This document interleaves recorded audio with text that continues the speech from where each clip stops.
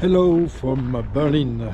It's about noon, and I am going to a very interesting museum, which is pretty well known when you're into oddities. So it's the Berlin Museum of the History of Medicine. It's known for its collection of medical atrocities. I've wrote a book on medical atrocities, so it's one of the things I like. You know, I being considered a monster myself, I have this fondness for actual monsters, two-headed babies, etc. So I am going to have a look. Been there 2 days ago. They said that I couldn't take photos or videos, so of course I took photos, but I didn't have time to take a video. So this is what I'm gonna do now. It will be a sneaky little video. I won't talk much, and I will try to see if I don't get kicked out. This is the entrance to the museum.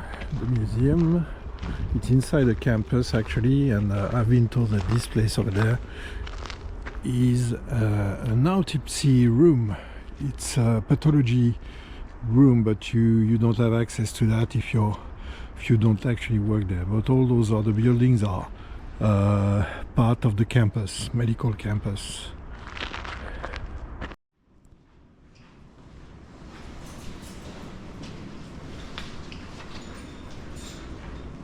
Look at them, the size of them is crazy. Some of them are just sand, and some of them are like huge. Imagine having to get this out of your body through your urethra. It's fucking torture.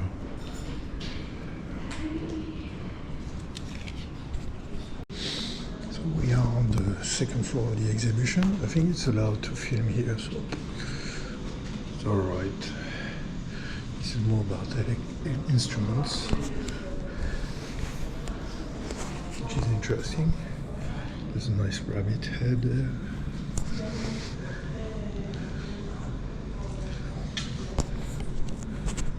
And bacteria. These are instruments that I use. This is an iron lung. It's pretty grey one. So if you're familiar with The Big Lebowski, there's this famous scene with this guy in an iron lung. Imagine being trapped in that.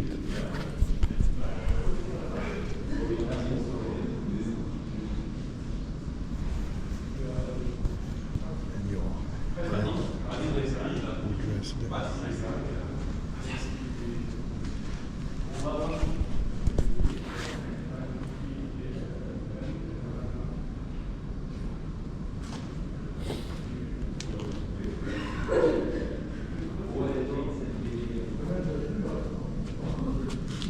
A selection of tools.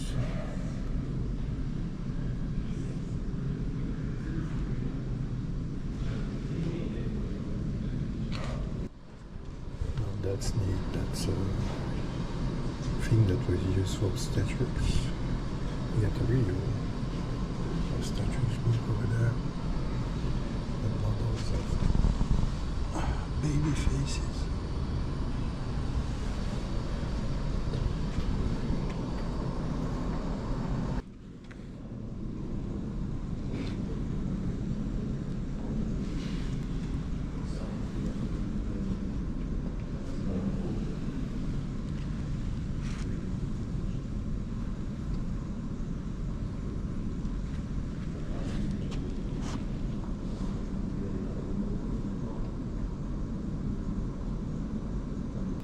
This is a really cool display on several antipsychotic medication from the old days. This would knock you down, definitely. And antidepressants, sedatives, neuroleptics, you name them. What they call chemical restraint.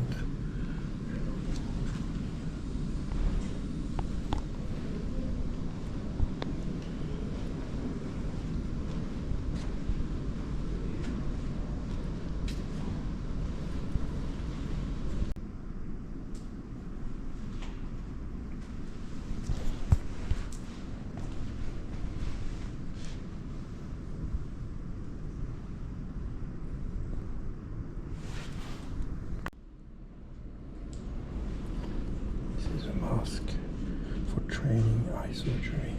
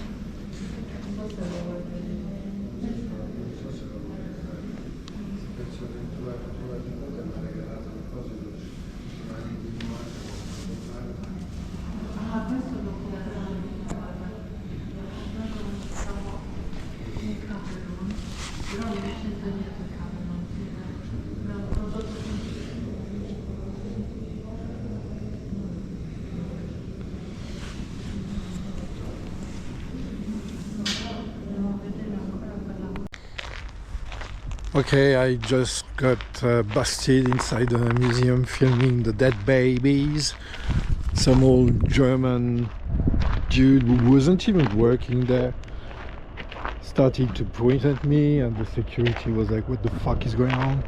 So I had to hide my camera, discreetly find the exit. I don't want to get into trouble on my last day in Berlin.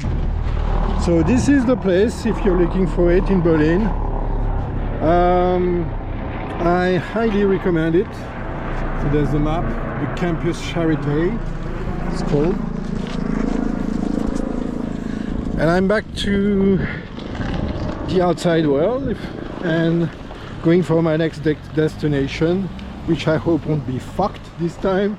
Anyways, it's part of the show. Sometimes you get busted. I do this a lot. I did this a lot in Italy, filming in museums where they won't let you film because they want to hide their atrocities. But yes, it's part of the show, and I think I already have interesting footage.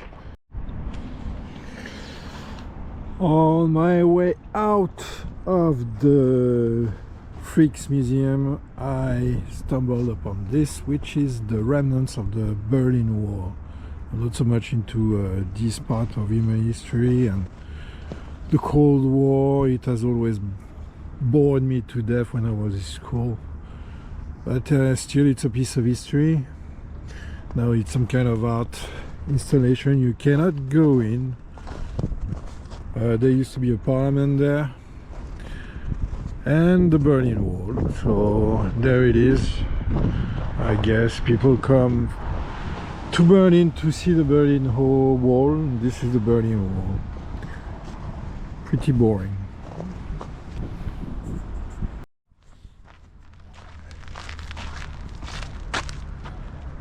So here you have the wall, and then the inside of the wall. But I don't really understand because you cannot visit the place and there's signs everywhere. Maybe it's closed, I don't know. Is there anything on the other side? No, it just like, yeah, I don't know.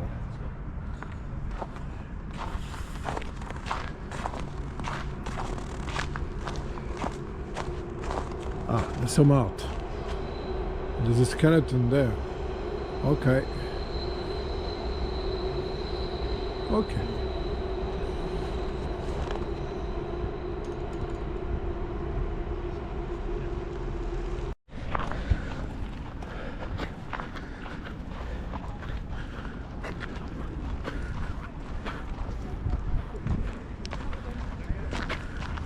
Behold the world famous Brandenburg Gate, which was featured in another of my videos, and on that corner there's the hotel where Michael Jackson showed his baby on the balcony. So that's an interesting thing to see in Berlin. But let's head to this other interesting thing, which is the Topography of Terror. So on my way to the Museum of Topography of Terror, I went to this world famous, I walked by this world famous memorial to World War II and to the Holocaust. So it's a very well known, this place. It's little rectangles and you can walk through them.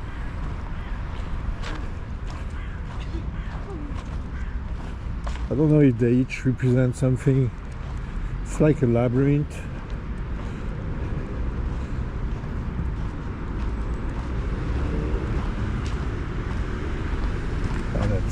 Let's do this one.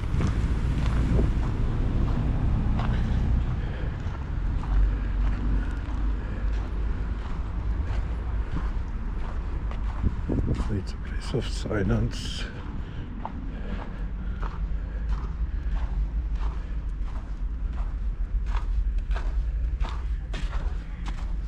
pretty striking when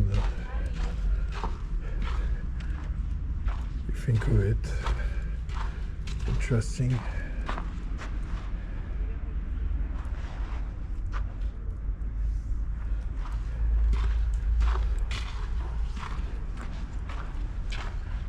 Goes up and down, but what's even more striking is the snow, the ice dripping, as you can see from those blocks.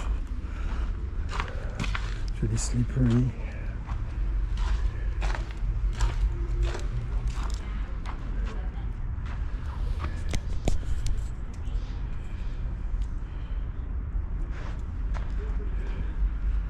I recommend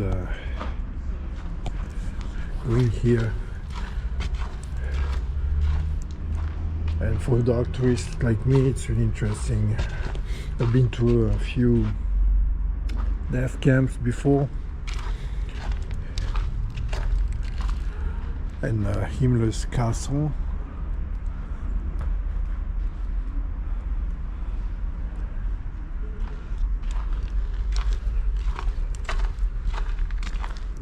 There's a sense of desolation and being lost here, which is, I think, what they were looking for. I will not go this way, it's too damn slippery. Imagine dying inside the monument of the Holocaust.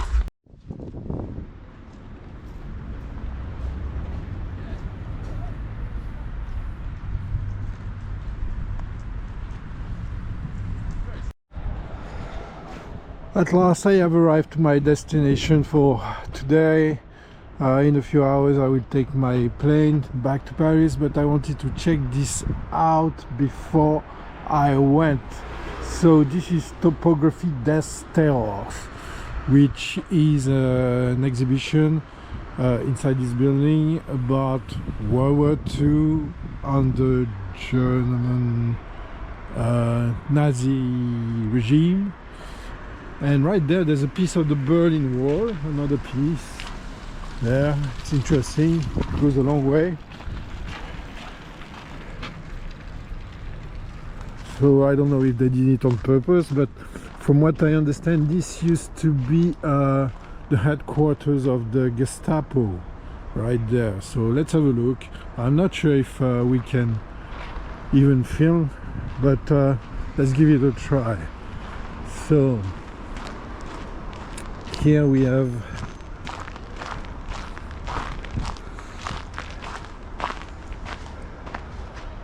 an open-air exhibition. Let's see if we can film a bit. So what does it say here? Topography of Terror. Admission fee free. So it's from 10 to 8. Visitors are requested to conduct themselves respectfully.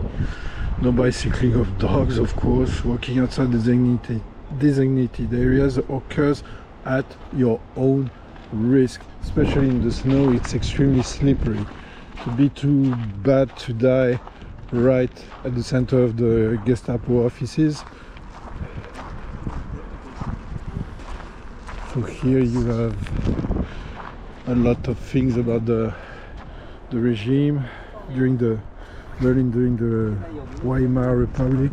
So for those who are interested in serial killers, there were a few serial killers during the Weimar Republic. For example, Fritz Haarmann in Hanover, or Peter Curtin in Dusseldorf, the Vampire of Dusseldorf.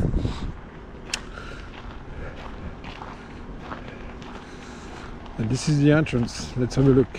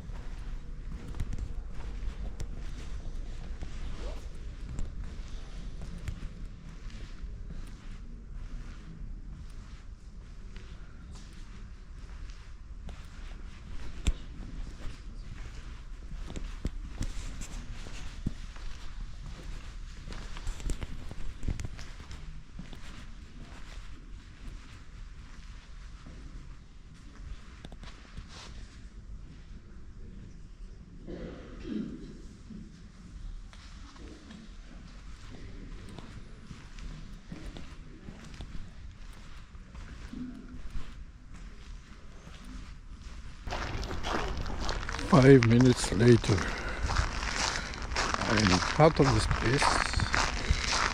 5 minutes is what it took me to visit this place. It's just photos on the walls. I'm not really allowed to film, so that makes for quite shitty content.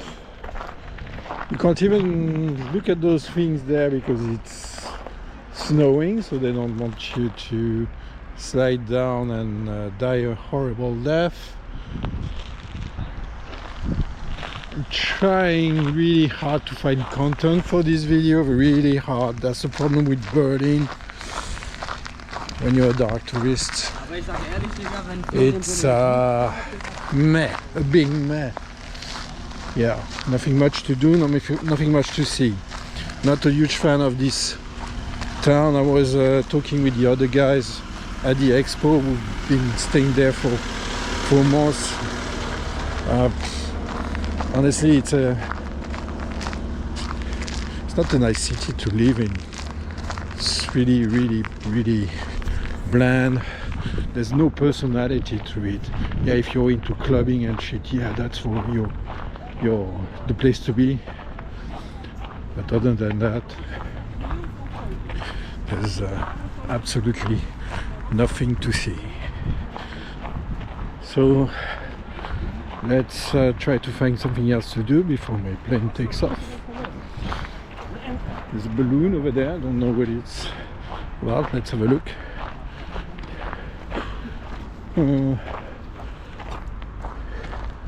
Yeah, people who live here in Berlin and who are watching this, they probably go like, okay, you're a fucking moron. There's so many things to see here. Maybe. Just that it's not my vibe. It's still a beautiful city in the winter with the snow. Very cinematographic. But I maintain that it is boring. So, as they say over there, Berlin loves you. I'm sorry, Berlin, but it doesn't work the other way around. Okay, I'm not a huge fan. So this is the end of this video. I tried to show you stuff. I failed miserably. I hope the next one will be better. Normally it will take place in Atlanta, Georgia. Let's see what they have for me.